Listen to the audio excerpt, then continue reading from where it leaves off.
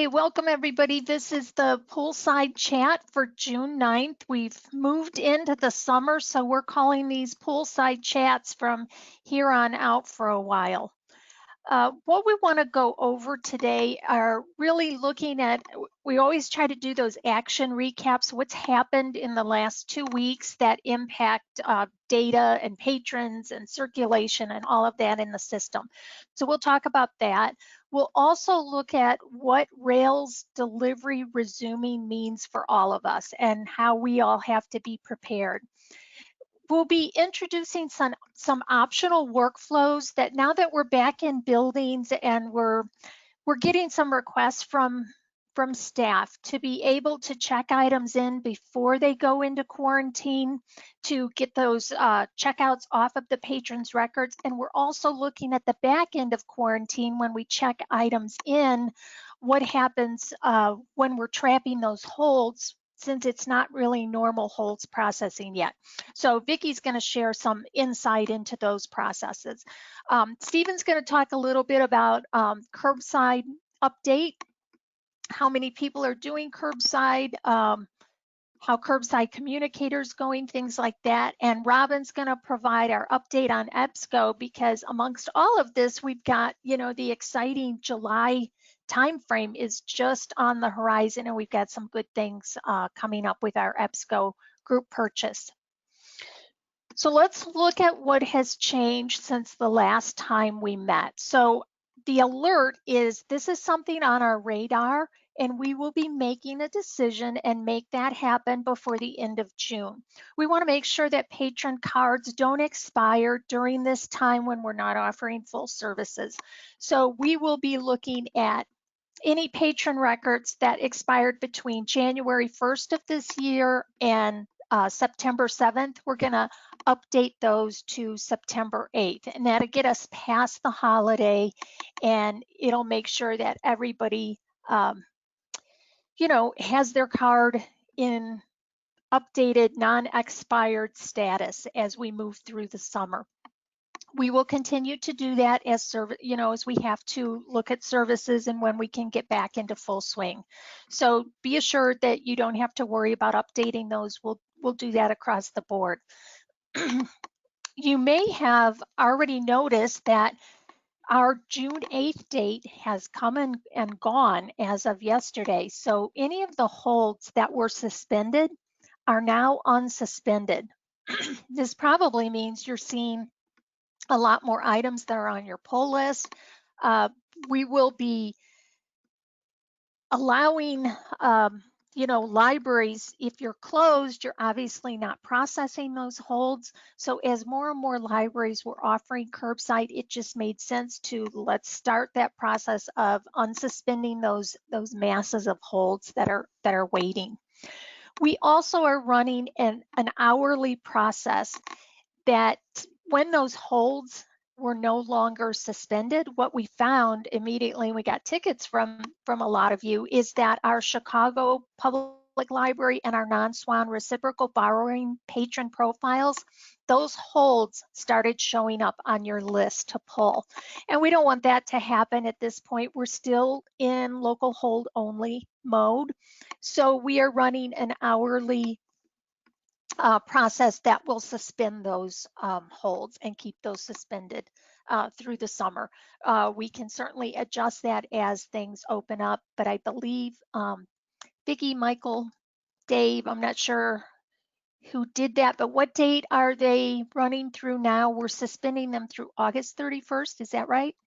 Yes, Dawn, that's correct. Okay, thanks, Michael. And the overdue notices, they started on June 9th today. So potentially we might start seeing some overdues start coming through the system. Those go out at 7 and 21 days. So we wanted to make sure that messaging was appropriate to patrons that were receiving those. So Michael has configured our overdue notices to include this statement. Please disregard this notice if you returned your material in the past week. All material is held in quarantine before being checked in. So we know that some libraries are quarantining for 3 days, some for 7 days. We didn't want to have a set time in there, so we kind of made it, just vague to say if you checked or if you brought your item back within the past week, just be aware that we are quarantining materials. And we will put that verbiage on the support site where all the notification wording is so that you can see what that wording is. But that just got done today, so I wanted to share that with you. The courtesies and auto renewal notices started on June 1st. So Vicki, you shared a number of how many items were auto renewed on that day. Do you remember what that was? I do not. It was a It was big big. number. Yes, Yeah. it was rather large. So those auto renewals did occur, and the courtesy notices and everything are now back being run. I do want to note that the overdue notices that are going to start today, we still are not printing overdue notices. We want to wait for printing and mailing those out a little bit later in the summer. We have very few patrons that are actually getting printed overdue notices, so we're just going to continue to use the voice, the text, and the email, which cover the vast majority of all of the overdue notices going out. And then we did extend the digital only cards were extended to August 31st. So if you go and look at your online users to see what their expiration date, you'll see that none of them should be before August 31st. Although I did notice a few that were August 30th. So that might have been just the cutoff date. So there are a few that are August 30th. Right now, we're still in the mode of local holds only, and we have not yet extended that expiration date of hold. So if someone has a hold in the system through September 7th, we've updated that to make sure that holds aren't expiring between March and September. If they were placed a year ago between March and September, we'll extend that a little further if we find we need to. So don't see any questions. If you guys have questions, just got a question. All right, so okay, so we've got a question, and we'll answer it in the Q&A, but let me just read it. Why can't we place system-wide holds? Wouldn't they just sit there like the ones that were placed before the shutdown? We're starting to get patrons calling to ask for books we don't have, and it would be easier to just place those holds even though we won't get them for a while than to tell the patron to call back later. That is a very good question, and one we're going to talk about 5 slides in, because we agree we're at that point, and we're almost at the point to turn on resource sharing. So we'll talk about that in just a few slides. So I want to share the timeline that we shared with you back a couple weeks ago. And in that timeline, we said that we were going to turn on the custom long overdue on June 8th. There's been a change there. And we also said that we were going to tie the hold notices to phase 4. Okay, so that was things 2 weeks ago. Now let's look at where things are today. We delayed starting the custom long overdue because we wanted to give libraries a chance to do their final shelf checks and make sure that all of those items that have been kind of lost for a year are indeed lost. So we wanted to give you that chance to do that final shelf check. Those need to be completed by June 26th because that is when we're going to start rerunning the custom long overdue. So Vicki or Helen, you want to share a little bit of advice on how libraries should go about doing their shelf check? Sure. The reports that come to you on Mondays, the shelf check for the custom long overdue, you get 2 reports. One is for item library, the other one is for patron library. Those are cumulative reports. So We've told you in the past couple months that you didn't have to worry too much about checking your shelves since you weren't in the building. But for the report that you get on Monday, June 24th, 22nd, oh, sorry about that. Monday, June 22nd, you want to make sure you check for all of those items because the report will run on the 26th and they will be removed. And then Helen can talk about the billing end of that. I'll just add that if you could prioritize the items that are not your patrons, that would just be helpful because those items will be on the July quarterly billing. Yeah, so Vicki and Helen ran some numbers this morning, and there are a couple of libraries that may have around 100 or so to check. It's not outrageous, so my advice is just check them all. Just say, this is my task for today, check them, do your final shelf check. So if we get rid of those items through the custom long overdue, you've done your due diligence in making sure they're not on shelf. Okay, and then the other kind of flip of the time frame is this whole when do we start hold notifications up again?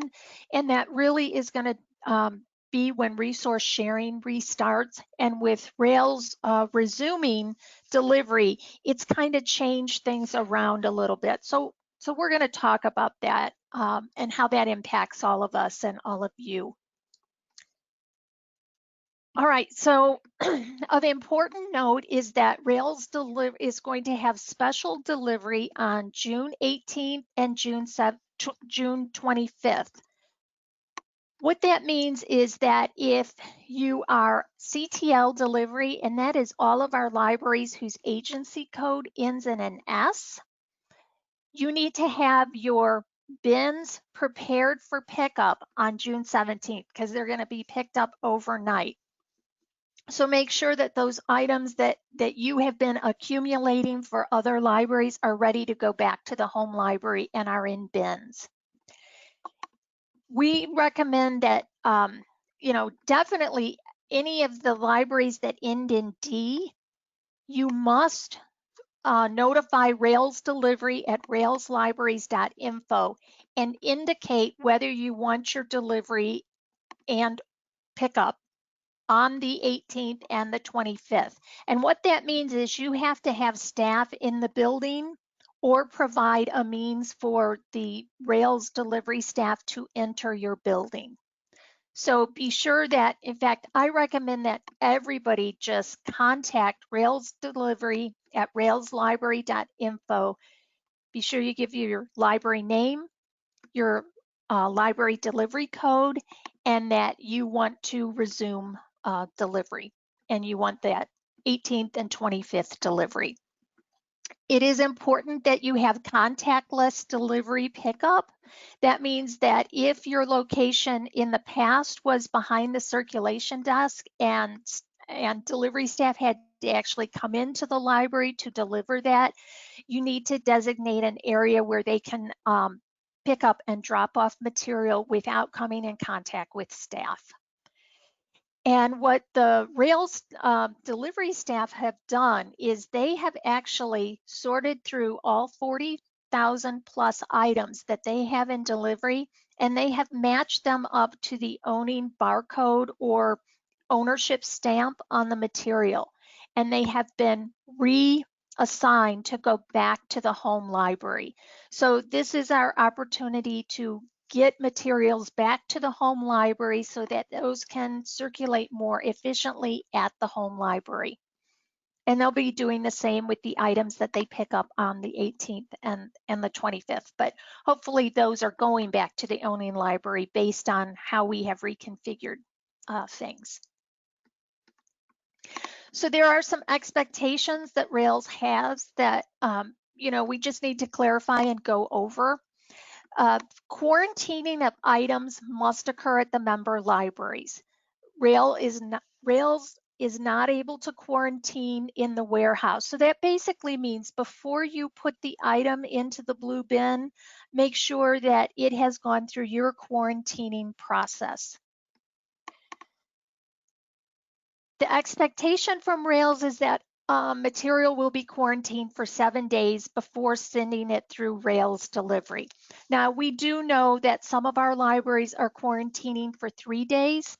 And in talking to Rails, and if you were at the members update, the Rails member update last week, they are expecting a 7-day quarantine for material that is checked in from patrons. So do your best to make sure that things that are going into a delivery bin have been quarantined for 7 days. We cannot use the Rails blue delivery bins to quarantine materials. So what that means, as soon as you get a blue bin, you're going to need to develop a procedure that you empty that bin, the things that were in the bin, you quarantine appropriately based on your local practice. You're going to have to, since that bin is turning right back around, it is best practice to make sure that that bin is wiped down before it goes back into circulation to Rails. So we can help to provide a little bit of guidance and consultation in these process flows, but I think you've all got it so well tuned in your libraries now that you're just going to have to add this other variable with the Rails delivery coming into the supply chain at this point. So regular delivery is going to resume June 29th. That means whatever your schedule was for delivery, that should start to get back into the rhythm on June 29th. If you need additional supplies, whether it be blue bins or labels, you can contact Rails Delivery at railslibraries.info and just let them know when you want normal delivery to resume. June 29th is the earliest, and be sure that you send that email now because they have to have that notification at least 1 week in advance. So I would send email now saying, yes, I want my delivery on the 18th, I want my delivery on the 25th, and I want to resume delivery, regular delivery on the 29th. That's if you do. Of course, if your library is not yet open to your staff and you don't have staff on board, then you want to make sure that they know not to deliver. And what's going to happen with the items that are coming back to you, they are going to continue to be stored at Rails because there's no way for other libraries within SWAN to know that you are not accepting delivery. You know, it kind of, the engine just starts and items are going to be marked for destination to all of our SWAN libraries in the system. But what will happen is if you are not yet accepting delivery, those bins will just wait in Rails until you can accept delivery. All right, let me show you one more slide on delivery, and then we're going to take a brief pause and make sure people don't have questions. And I want to also show you where the detailed Rails information is so you can follow up on that. So in the Rails member update session, there were some questions about, you know, we've long gone, ran out of blue bins a month or two ago, and we now have been packing things in boxes. Is that okay? So I followed up with Mark Hatch after that and got some clear answers. And always the blue bins are preferred and just label as you normally would label. However, it is acceptable if you have a single destination. And we know that some of us have entire boxes full to one specific library. So let's just say I'm, you know, at Downers Grove and I've got an entire box of items going back to Woodridge. I could have all of those in a single box. I do not have to label every item in that box. I should seal the box so that it can't accidentally come open and clearly label on the front, no sorting necessary, all items for, and then the code of the library, and put on a delivery label to that destination library from your library. So they will not even sort those. They'll just put them on the trucks, get them right back to the library. Now, the boxes should be at least 80% filled with items to a single location. So that was the one thing that Mark requested. They just don't have the room in the vans to be transporting kind of partially empty boxes. So they want to make sure that we're filling those at least 80% filled. Now, if the blue bins aren't available and you've been putting things into another box and the 1s and 2s and 5-offs for certain libraries, that's fine. Don't seal the box. Just have sorting required, all items labeled, and make sure that every item is labeled in that box. So those are the scenarios until we get back into the swing of normal delivery. So any questions on how this process is going to start back up?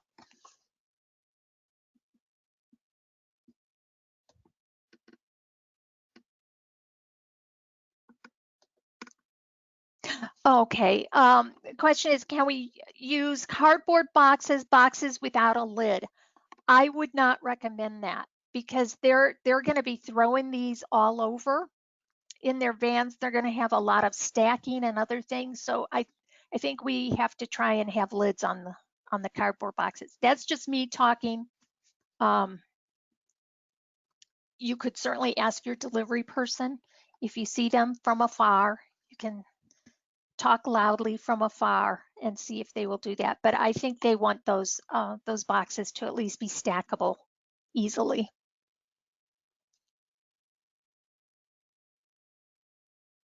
Okay, any other questions?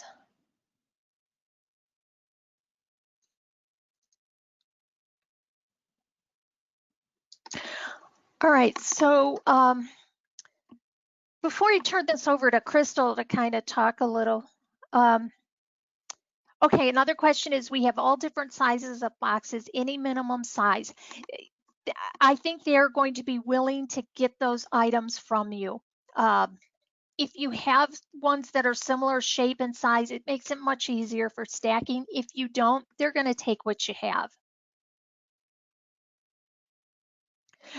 Okay, next question is, why should the non-sorted boxes not be sealed? Won't the books fall out? You don't want to require them to get any tape off or anything like that. So if you can do that double box lid fold, you know how you weave them in and out, that's probably the best, because then they can just yank them open with a tug, but they're going to stay secure.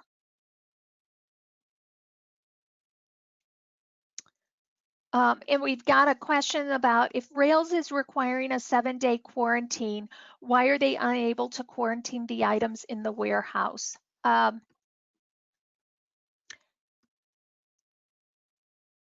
I don't know, and that's a good question for Rails, but I think their concern is primarily storage. And I think that the concern is storage as things get back in motion, where they would have to then change all of their physical sorting space, because right now it's it comes in and it immediately goes into a sorting process. So they want to make sure that it's kind of like us making sure that things are quarantined before they hit the AMH.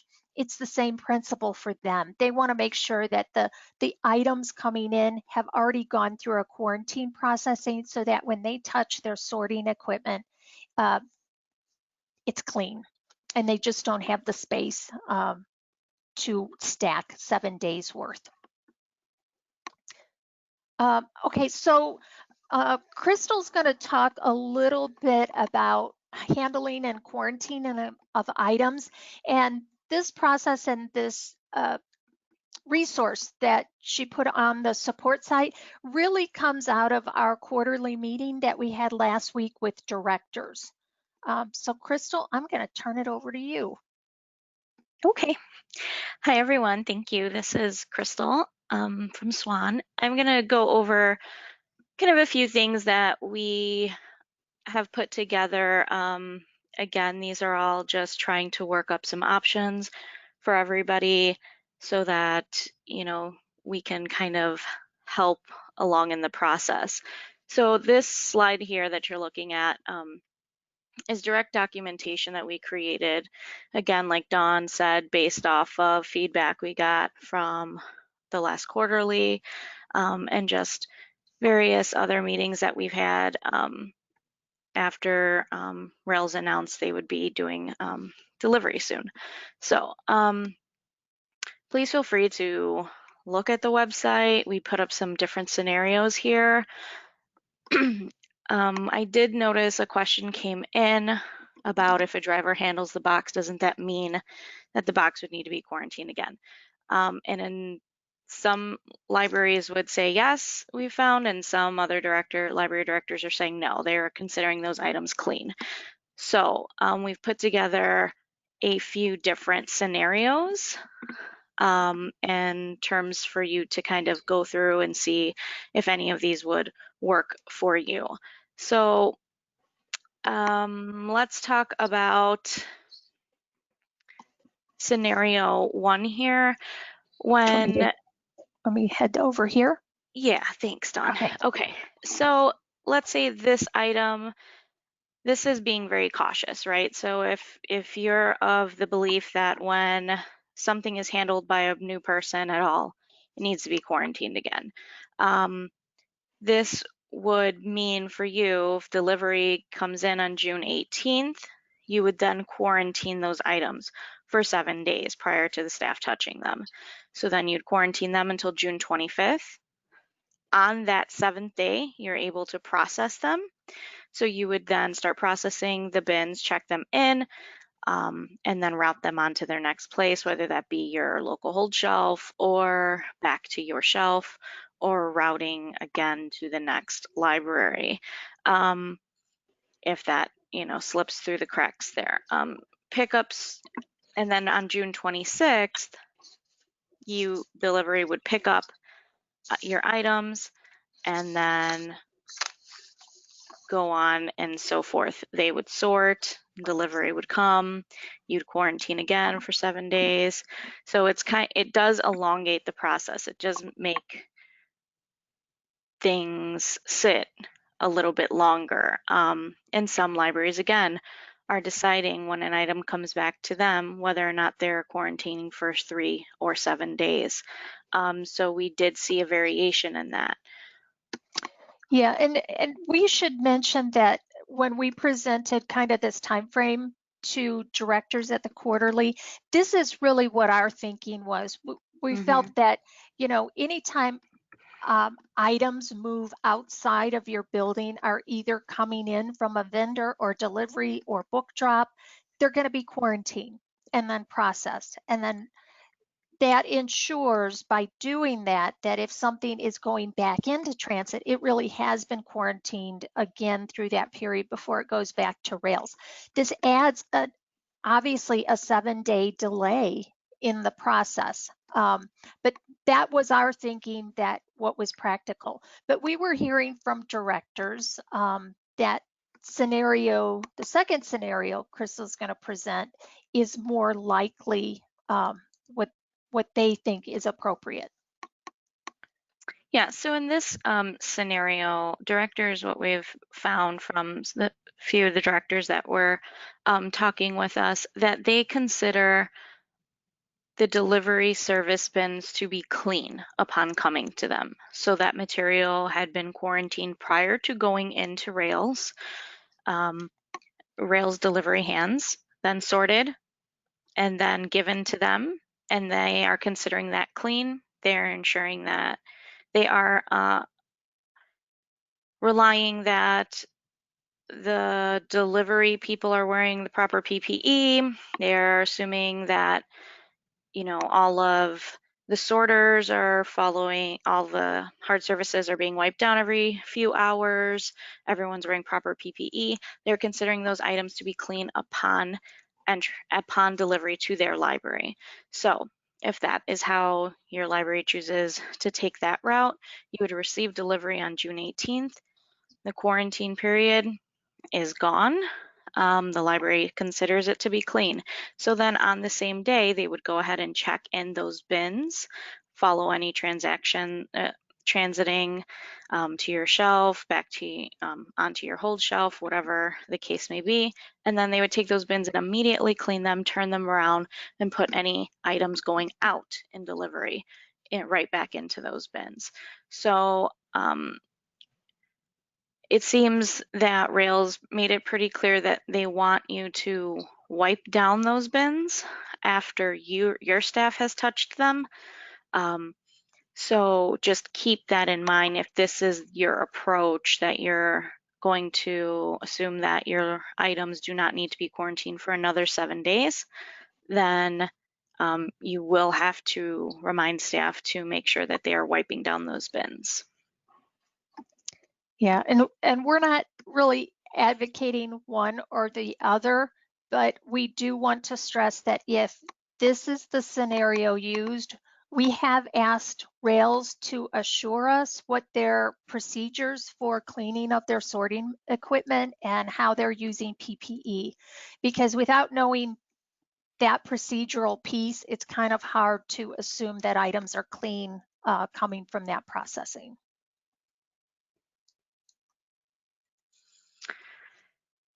Yeah, so basically this is just kind of, in a calendar form, seeing how you would have to go ahead, and if you went ahead and decided that your items were clean, there's really no lag time in between you getting those items back on your shelf or back or into a patron's hand. However, if you do decide that you need to quarantine after those materials have been received at your library through trucking, or through delivery, you would need to go ahead and quarantine. You want to quarantine for 7 days, excuse me, you would be adding a week's time. Again, whatever you guys are comfortable with. Every library, it seems, is going to be kind of having a variation of this. So either immediate, turnaround, or a 3 or 7 day quarantine. So we just kind of wanted to lay out a few different options and kind of get a little bit clarification just based off of the information we were getting. Yeah, so we got a couple more questions. What about ILDS, in-state OCLC delivery materials, or is that a Rails question? It is a Rails question, but if you are transiting to and from libraries that are within the Rails, not academics, but within the Rails and not schools, so you have all these exceptions now. But if it is another library that is in a consortium, whether it be RSA, CCS, Prairie Cat, Pinnacle, or it's a standalone public, that's going to go normally. The ILDS will go normally through Rails. If it's to an academic, they have not yet coordinated with the academic libraries of when their timing for delivery is. They have said, however, if you have, Rails did say, if you have items that you've had in ILDS, interlibrary loan to another library, and you want to return those back to the owning library, you can definitely drop it into Rails delivery and label it as you normally would. It may sit there for a while at Rails, but it has been returned through delivery.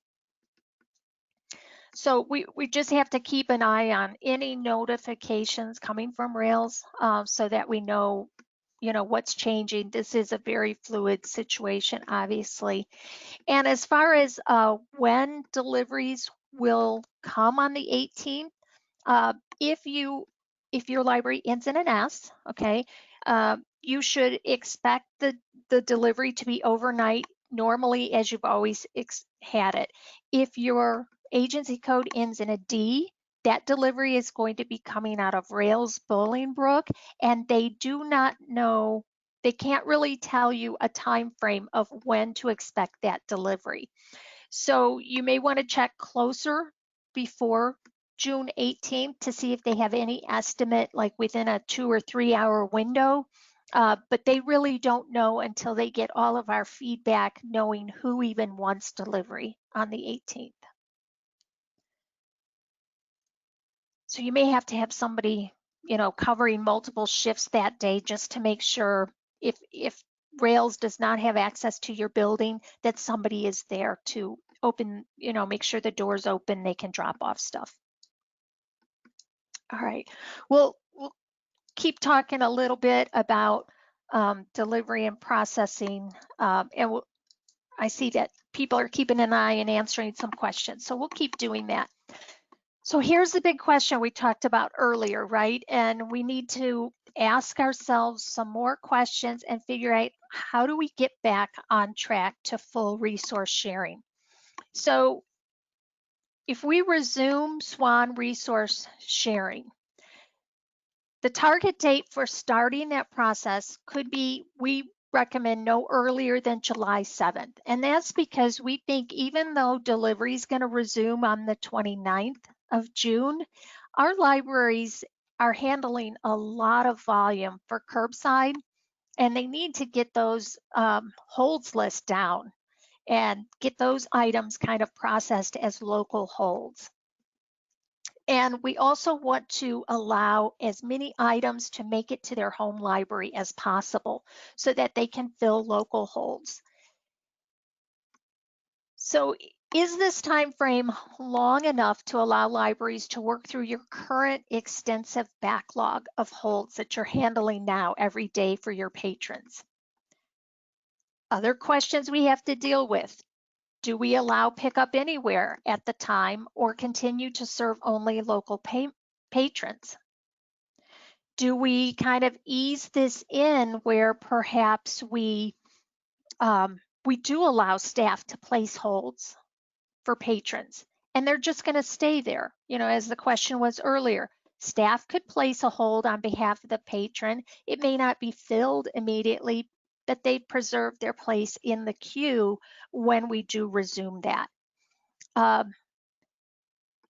Hold maps would go back to our pre-COVID configuration, and libraries will need to ask, are there additional item types or catalog changes you need to make to maybe reserve back some collections that are local only? If so, those would have to be handled on a request by request basis. And when should we resume pickup notices? So pickup notices would then be going out as items were trapped to fulfill holds. So that's going to kind of change the whole curbside model we have. So this is a really hard venue to kind of have a chat and a discussion. Does anybody want to raise their hand? We'll unmute you and get your perspective on these questions and what some of you are thinking about these challenges when we turn back resource sharing. Dawn, can I ask a quick question before we go to? No, because you always ask very hard questions, Vicki. I know I do. I was answering a question and missed a little bit of what you said. Did you say that staff can place holds for reciprocal borrowers? I was asking if we should allow that. It's a discussion point. Oh, okay. Right? I Right. mean, there's certainly nothing stopping us from doing that, right? Well, We just have to, there's an override, but the override creates the no holds barred issue, which means that hold would go to the top of the list and make any item holdable, and it will show up next in the on-shelf items pull list. oh, See why I jumped in? yeah. Okay.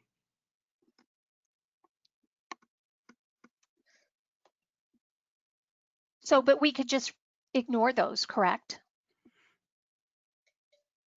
Let's see. I don't know with the configuration on the hold map. I don't know if it will show up on yours or someone else's, but it also, if it remains there unfilled, that means that your patrons who have holds on it after them won't get the hold. Okay. So And it you won't sounds like know that there are others. okay, so it sounds like we need to open this at the point we should not be doing that until we open up resource sharing. unfortunately. Okay.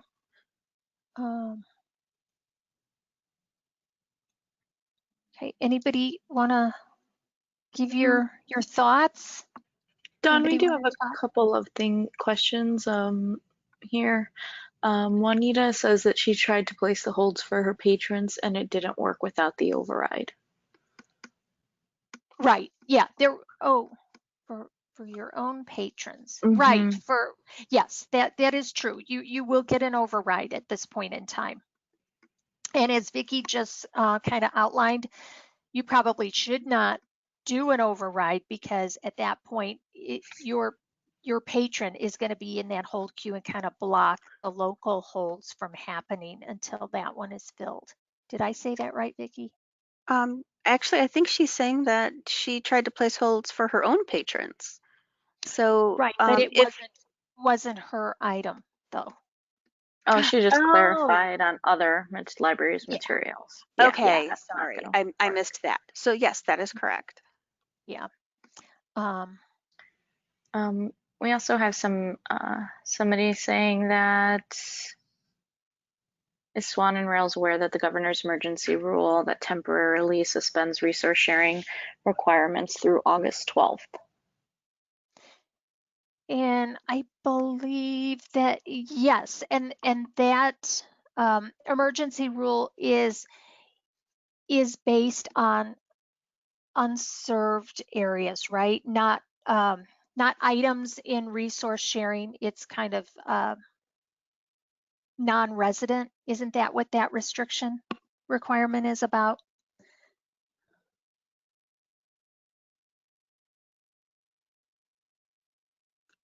Okay.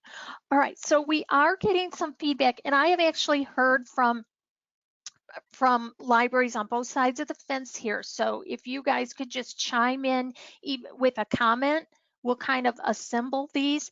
Some of our libraries have said, you know, our holds are so big that we're processing through curbside and we can't run as many people through curbside, package those up for people, that a little bit of breathing room through July would be very helpful. We've heard others that are very excited to start resource sharing back up and start getting materials, you know, from other libraries. So anybody that wants to chime in, and I'm seeing comments, but they're flying by so fast.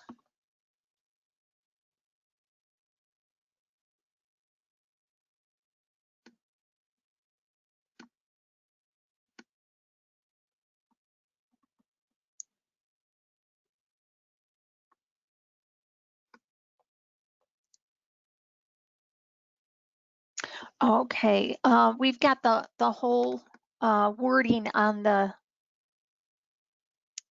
regarding extending of, you know what? Hey, Zach, can I unmute you? And can you, I'm going to unmute you because you can very more eloquently explain all of this. So Zach, you're unmuted. No, it's Rich actually, and Zach. Oh. No, I was just wondering because this came through yesterday from the Illinois State Library e-news, and it said, you know, if you read through it, because of staffing out, what does it say here? Because of staffing hours of service, the library collection limitations, and implementing these temporary service models, you know, when they suspended everything, it said recognizing this need, the Secretary of State and the Illinois State Library have filed an emergency rule effective May 7th to temporarily suspend resource sharing, reciprocal borrowing, and interlibrary loan requirements for library system membership in the Illinois Library System Act, blah, blah, blah. Due to the gubernatorial disaster proclamation on May the 29th, this remains suspended until August 12th. So it gives us breathing room. I don't know. The question was, are we doing this? Why are we jumping the gun? Yeah, are we jumping the gun on this? Why? Why are we just all of a sudden, you know, it was, if you remember a couple of months ago, we were talking about this was going to be August, September, and now just because Rails decides to do whatever Rails wants to do, now all of a sudden everybody's jumping through flaming hoops again. So yeah, well, I know speaking from SWAN, Yeah, I know speaking from SWAN and knowing the difficulties and strains it'll put through the SWAN libraries on starting this back up, we would be much more comfortable with an August 12th target. Then why don't we just do it? Okay, so I know, you know anybody, me, I'm sorry. I'm Yeah. just like, then why don't we just do it? we want to have this. So who wants to do the counterpoint argument to Rich? That we want to start this resource sharing up right now, as soon as delivery is back in full I probably swing. won't have patrons in the library till sometime almost the last week of July. I mean, I know David's not here. I talked to him last night. Oak Park doesn't know what they're doing. They're not even opening their building probably till sometime in late July, August. So like, what's the point right now? All right, so if we go back to, okay, so on this slide, can we will modify this to August 12th. How do people feel with a modification of that being out to August 12th? We would not consider opening up the resource sharing floodgates until August 12th. Anybody really opposed to that? Rebecca, I'm gonna unmute you now if I can. These names are like, okay, Rebecca, you're unmuted. Okay, can you hear me, Dawn? Yes. Okay, I'm on a new computer, so I wasn't sure. I think, and I don't know how other libraries are doing it, we have curbside set up already, and we already have patrons calling. We literally have Chicago patrons calling us asking for books on our shelf. So, I mean, I think we should reopen earlier. Like, I would definitely go with the July 7th just because, I mean, we're getting calls every single day asking for, I mean, I had somebody drive up to the book drop today and, you know, she was yelling out the window, what about books from other libraries? So I would vote for doing it earlier more than later. Which is great because everybody wants that, but you know, we've got to look also through the reality of, I mean, I understand that, and we're having patrons ask just as much of, you know, when can I get, everything shows on your shelf, when can I get it, which is fine, we're processing it, but you know, there has to be limitations in place instead of just opening the floodgates. I mean, you know, the crazy thing to me too is, you know, this is my bent on this, everybody's supposed to quarantine everything for 7 days, which flies in the face of all the other realities that we've been reading here left and right. So there's a mandate to quarantine every 7 days, and then we're just going to open the floodgates for everything else. I mean, it's like, where's the breaking point with this right now? Right, and Rails is also waiting to get the results back from their test, which is supposed to be due sometime this month, right? Sometimes in the middle of this month. Which at that point, if that changes things, I mean, what's So yeah, we have curbside going too, you know, and we're doing it all week long, and we're doing it, you know, from the hours we're open. It's just this is just another thing to pile on right now when you're trying to get, you know, I'm trying to figure out, and I assume I'm not just doing this from my point of view, but we're all trying to get staff back into the building and get used to this, and then it's going to be, are we going to open our doors? So it would give, holding off on interlibrary loan, for Pete's sake, would give us a little bit of room to figure out how am I going to get patrons back in here before I jump to that process. Yeah. Okay. Well, we are getting an overwhelming feedback in the questions, and we'll post all of these. That August 12th seems like a reasonable date. We all feel the pressure that people want to have everything go back to full resource sharing, but August 12th seems like a more reasonable across the board solution. Thank you for letting us talk, Dawn. I mean, I know I'm not saying that you wouldn't, but thank you for just. Yeah, we're not trying to put you on the spot, Dawn. Believe it. Yeah, sure. I know you. No, we just, you know, we are trying to accommodate what's best for all of us if we make a decision moving forward. And it does make the most sense for SWAN to act, you know, together, because our actions cause reactions with the other libraries. So we kind of have to all set on a date together where we're going to try and open the door. So overwhelming feedback has been August 12th seems more doable and reasonable right now. And I think having the governor's, you know, using the governor's response, I mean, I think that also puts, ammunition that helps formulate your rationale. Because they're You get any finally, pushback. they're finally recognizing something. Right. Yeah. Yeah, that does make sense. And I think we do all need to be more comfortable and just more diligent in our processing of material. And again, as Crystal just presented with those 2 quarantine scenarios, we want to make sure that everybody in the processing chain is cleaning surfaces every 2 hours, doing all of that stuff. And without that guarantee, yeah, we are facing very long quarantine times. So what will happen then, and it doesn't mean that delivery won't continue, you would still have your delivery start up June 29th. And what that is going to enable, if we keep our holds processing as it currently is until August, that will allow all of our material to get home. So, as material is being returned and quarantined and sent back through rails, things are going to get back to home libraries, and then we can start turning things back on. So, Dawn, can you, not to trust anything, but can you explain, can you go back to just real quick, somewhere before we tie up, about the overdue notice? We were listening to it, but we kind of missed it. It was that one in regards to where they were adding the phrase about disregard the notice. Who was that going out to? I'm sorry. We were a little bit confused. About turning the overdue notices on and it. okay, so the overdue notices are going to start being generated this week because June 3rd was our initial due date, and some libraries opted to stay with June 3rd. So that means on June 9th tonight, they're going to start processing. And this is what has been added to those overdue notices. Please disregard this notice if you returned your material in the past week. All material is held in quarantine before being checked in. Okay. Thank you. Yeah. And that was just to kind of cut down on some of the notifications that people were getting.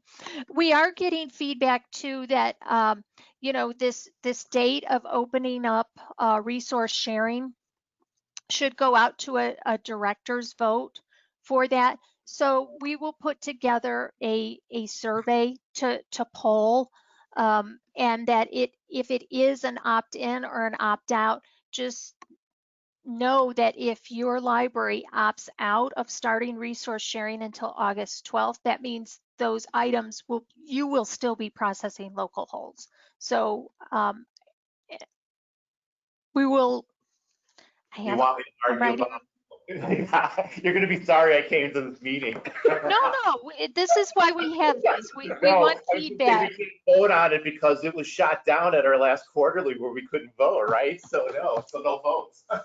Yeah, that's true. Yeah, there can't be any votes. There can just be a survey. There are no official votes because the world is closed down. But we can definitely do a survey, and we'll put one out by the end of the week so we can get the pulse of everybody. We do know libraries want materials. They want to share. They want to get stuff from each other. So we'll keep looking at fine tuning and find a happy medium. But consensus is pushing it out a little from July 7th makes sense. Thank you very much. Thank you. And you've got the state of Illinois consent to do it. So yes. All right. So let's move on. Hey, I want to know, SWAN staff, why you guys aren't answering all these questions coming in. I'm just kidding. We do have a lot of feedback in our Q&A. All right. We so certainly here, do. yes. So and I wish I could turn my camera because it's really exciting. In my little sleepy hometown, I have a Black Lives Matter march happening with a bunch of high school students, and it's really exciting. They have a nice police escort to clear all the things. It's exciting to see that. So this is just life today now. Okay, so my account messaging. Here are some of the other awkwardness that we're all experiencing with a curbside protocol. Um, so when, let's say something is being checked in and it immediately traps for a hold, what's happening on the patron account, if they're one of those patrons that's always online checking their account, they're actually seeing something is ready for pickup. It may not be ready for curbside pickup yet at all, but the messaging inside Enterprise is saying pick up by and giving us that 7-day window. It's giving us the notification ready for pickup. If we hover over the exclamation point to the left of the item, it's actually saying processed on whatever day the hold trapped. And on the mobile, we see a pickup by notice as well if you're using Blue Cloud Mobile. So all of this messaging is further complicating kind of our processing. It's very difficult to change all of this messaging. We can change it, but we are fearful that it's going to introduce even more confusion by the patrons if they see something different, because you've all been communicating that you can't come get your curbside until we let you know it's ready. So to kind of give us some additional options in how to process things, we've come up with 2 optional workflows. And Vicky's going to talk about them and how they might work into your processing both pre and post quarantine.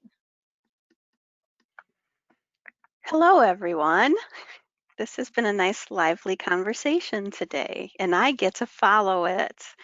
Okay, we were getting tickets and maybe a couple calls that libraries were concerned about how, I'm going to stay with curbside first, even though quarantine is showing first on the slide. But let's finish up with the whole curbside issue. We do have libraries that are concerned, especially those with an automatic handler, as those items are trapped. Everything is showing that it's ready for pickup, as Dawn pointed out on the previous slide. So they were asking for a solution.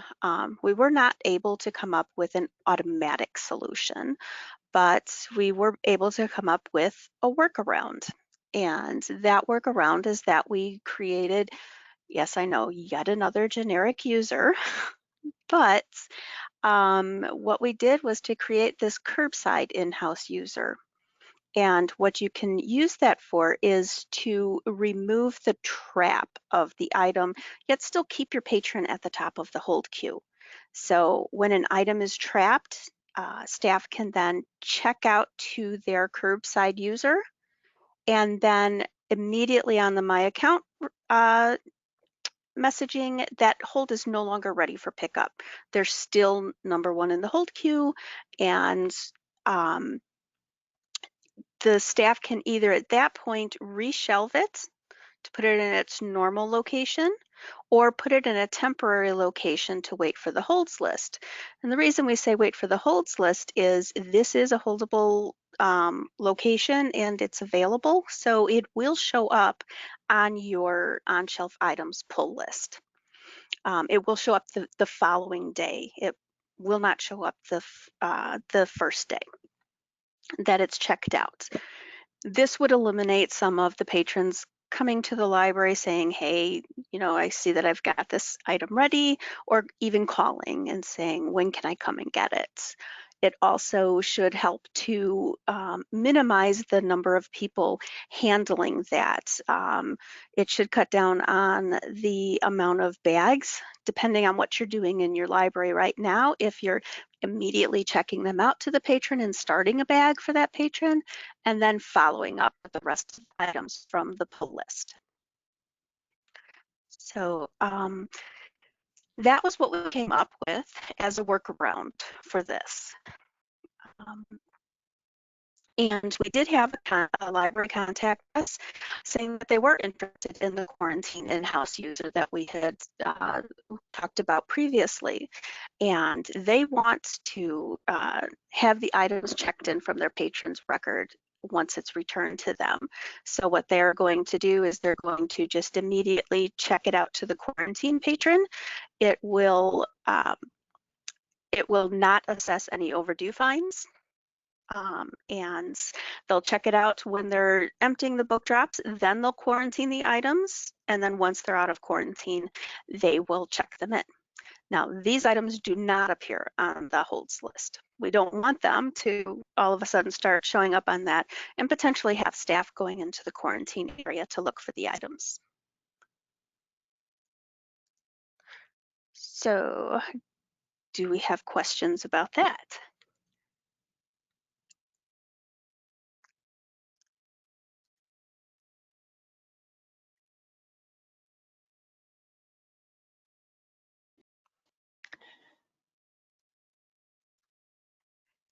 Okay, Juanita, it looks like you have here that you're checking the item out to the patron directly and not trapping it first.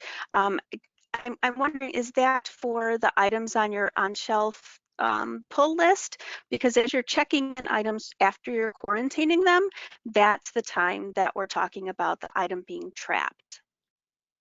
Because there's no way to say no to that trapping.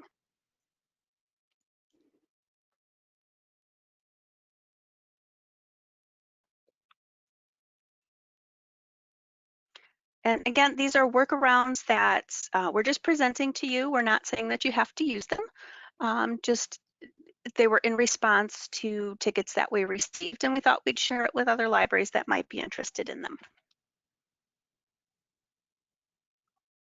Thanks, Vicki. I think Dawn's audio may have dropped out temporarily, so. Okay, thanks. I was wondering why Dawn wasn't chiming in there. That is very unusual. And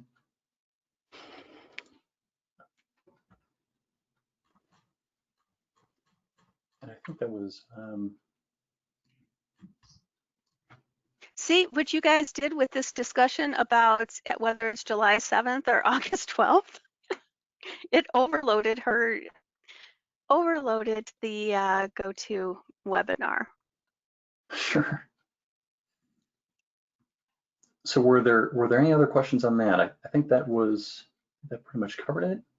There's one more question that just came in.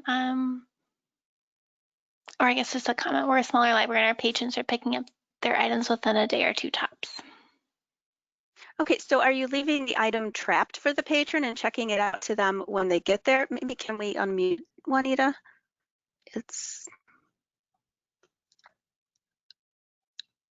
Yeah, so are we able to do that? Let's see. Juanita? I just unmuted you, Juanita. Oh, she doesn't have a mic. Oh, okay, no mic. All right, so are you leaving it trapped, or are you then checking it out? Once you're checking in your quarantined items, how are you handling those that trap?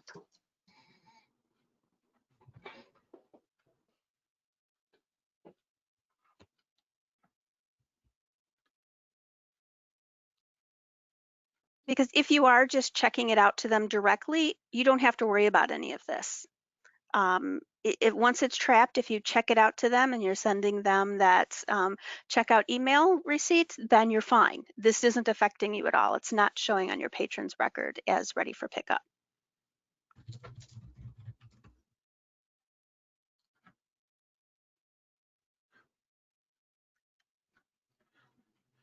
Okay.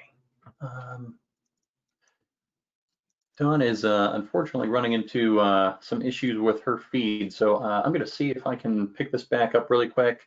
Let's see, let me see if I can share my screen really quick.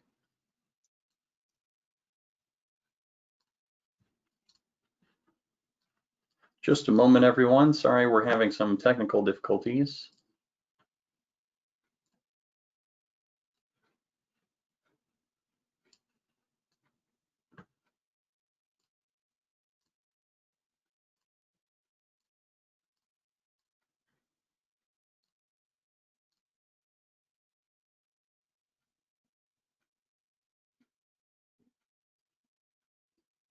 All right, just a moment.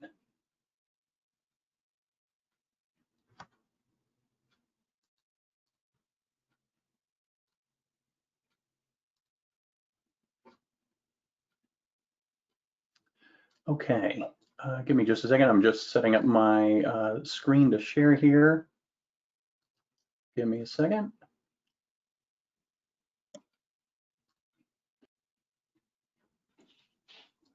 Okay, we'll just I'll just show the slideshow presentation just so we can progress through this. I think everyone's seeing that now. So we just had a few updates remaining. So we wanted to do, I was going to do a quick update on curbside. First of all, we want to point out that we do have a link on the support site, and that's the curbside information. And so this actually includes, I can actually navigate to this and just give a quick demo of that page. Oh, whoops.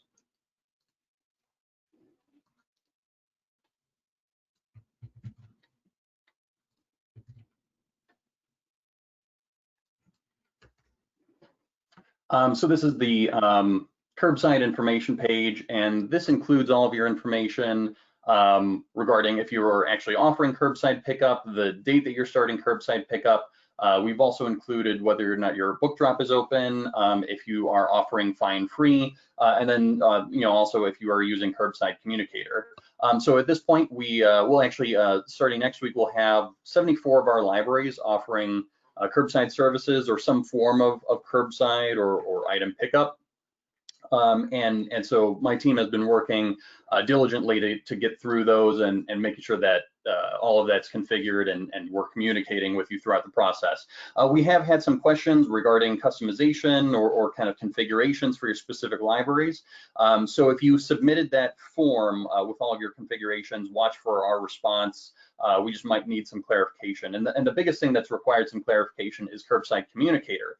So specifically, we need to know if your library is actually using curbside communicator, if you're actually offering it to patrons, because what we're doing is when we do know that you're offering it to patrons, we're adding that to your enterprise profile banner, to your mobile app, and also to your email receipts, so that when you actually check out an item to the patron, they get the standard email receipt, but then they also get the link for curbside communicator. So when they show up there, they can just click on that link and start the interaction with you. I wanted to reiterate a few of our findings with curbside communicator just as we go and as library staff have been testing it. So specifically, the biggest issue that we've encountered is that over automation can lead to some delays in patron communication. And what that means is you can have the bot kind of communicate with the patron to ask them their parking space, their name and barcode, the type of car, and the more and more of these automations that you have customized, the more of a delay that the patron can actually see with those interactions.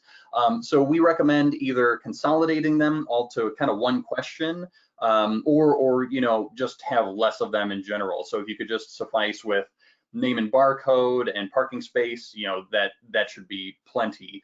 So just keep that in mind when you do work out these customizations with Unique, that the more customizations, the longer it's going to take for the patron to get through those. And it's not until the patron finishes all of those questions that it's handed off to library staff. So library staff don't see the entire back and forth with the bot. They just see it when it's all done. And that's when you'll see a patron that's sitting right outside your window, and they're sitting there kind of interacting with the bot, but you don't see any of that interaction until they're finally done with all that. So that's kind of where we're seeing some of those delays. And then just to reiterate, customizations are available through Unique. So the person, when you actually receive all your information, first of all, be sure to test all of it. Make sure you go through the web interface and through the SMS text, both of those options, try them both out and make sure that they fit the needs of your library.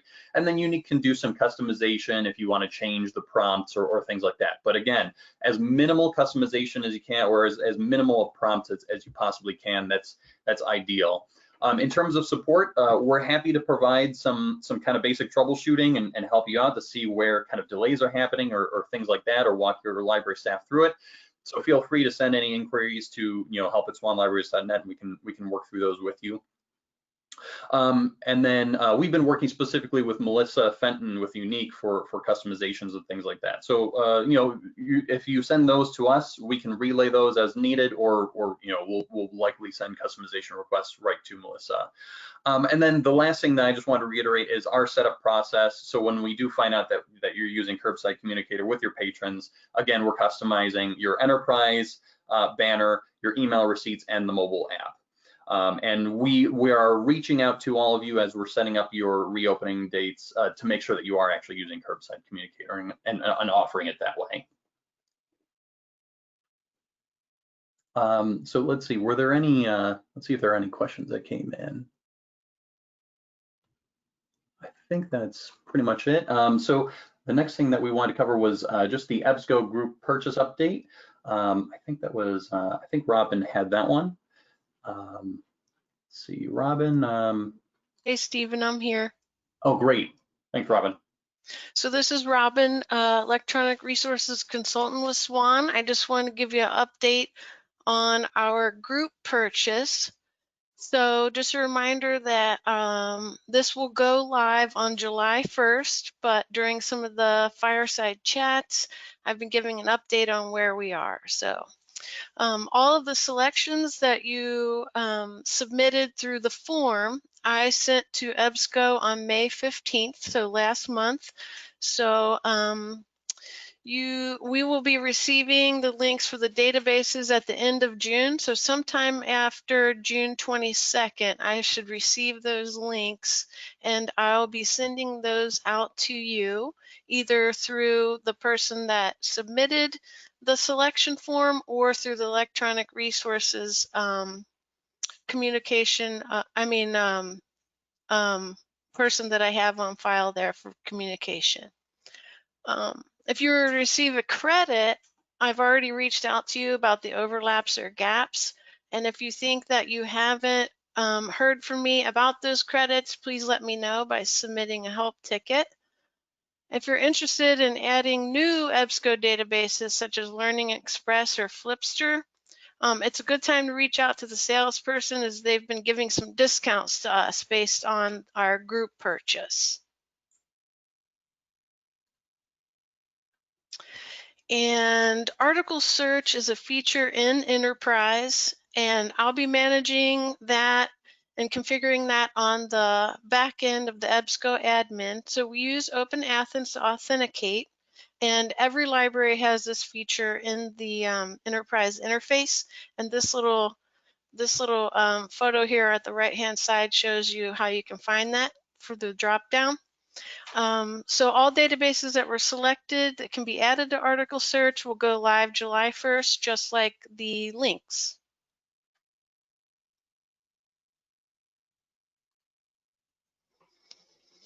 And then on the SWAN support site under documentation, e-resources, there's a big heading for SWAN EBSCO databases. We've added some tutorials and training that EBSCO provides there. So if some of these resources are new to you and you're not really sure, what they do and what they offer, EBSCO has some training for each interface. So this is example for auto repair source. And they also have some live training via WebEx that you can sign up for, or if you just want some short documentation for the specific databases, they have tutorials. So we've added the links there under tutorials and training for those. Okay. And then we also add, so there's also a training for article search and EDS because that's specific to us. There's a training under EBSCO resources. Oh no, there's a training under meetings and trainings on the support site. It's under tutorials and training resources. So if you search for article search and EBSCO discovery service for reference support, there's a recording there for that. And we have some promotional graphics available. The pics on this slide are those that were created by Tara Wood, and she has those sized for your social media. So if you want to promote these new databases to your patrons, you can use these. And then EBSCO also provides some graphics. So if you want to promote, specific databases, in particular, you can find those graphics under the same link as the tutorials and training. So those are also offered by EBSCO Connect, and they offer some bookmarks and other little posters as well. So all of that is on the support site. And if you have any questions at all about the EBSCO group purchase or promotional materials or need any help at all, please just send a help ticket. Great, thanks so much, Robin. Yep. So the next few slides, I think Dawn was looking to just kind of emphasize what we're looking at in terms of sort of checkout statistics and check-ins. So this we're looking at March 1st through June 8th. And so you can kind of see here, noted from the last Fireside chat, the uptick that we've been seeing in checkouts. And then this is check-ins. So really just kind of a exponential increase in the check-ins. Looks like library staff are really preparing for curbside and really starting to offer those services. So specifically from May 1st to June 8th, to just give a little bit of a clearer perspective, you can kind of see where we've been seeing those changes really in the last transition over to June. That's just when we've seen an explosion of really checkouts, largely relating to the offering of curbside pickup. And then the same with check-ins. So kind of ramping up to that period in June, and then just we're seeing everything kind of turning over in that same sense. And then just a couple of reminders for the SWAN Expo 2020 web series. So we do have on June 15th, we're going to have a quick update on using Collection HQ for collection development and decision making. And that's hosted by the folks at Oak Lawn Public Library. So we'll have that on June 15th again. And then our next one will be facilitating virtual book clubs, and that's on June 24th. And then just a quick reminder on our reopening checklist. So as I mentioned before, we do have that curbside information page that you can make sure that all of your library information is included on that page, and so that's where we're keeping all that information to share with all of you. But then also be sure to submit your reopening plans, the phase 3 reopening plans request form. So that's essential for my team in making sure that all of your curbside selections or any of your reopening selections are all configured, and so that we're actually getting everything so that it's up to date and ready for your actual opening day. So please make sure that you submit those if you have not already.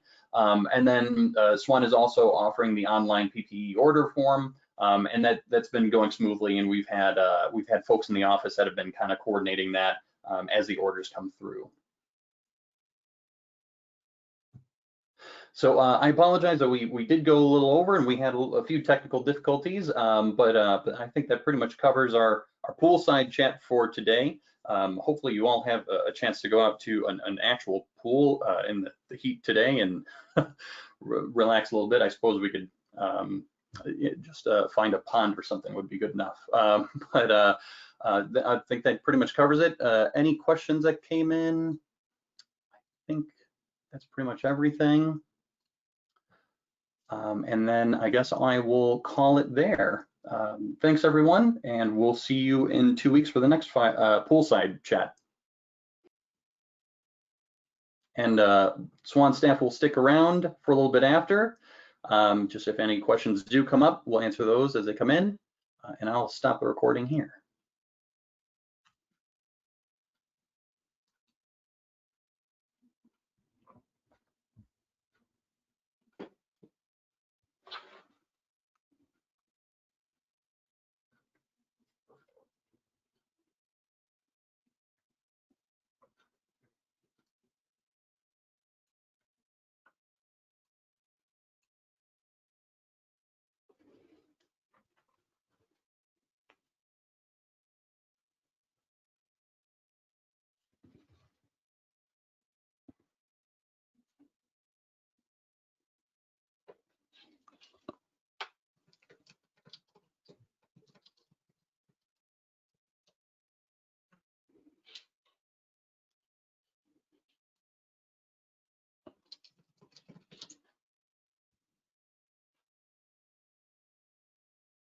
I think we're pretty well cleared out, so I'm going to go ahead and end the meeting. Thanks again, everyone, and we'll see you next time.